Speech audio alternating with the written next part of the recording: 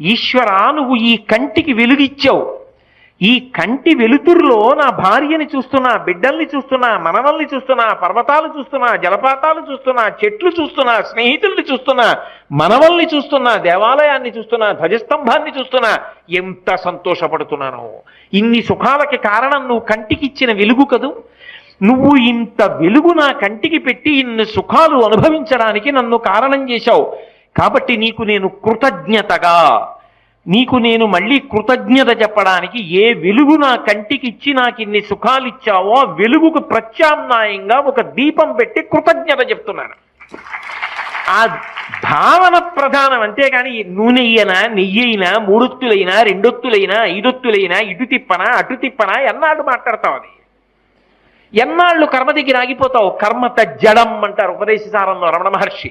మంచిదే, మొదట తెలుసుకో. ఏదో సాధ్యం త్రివర్తి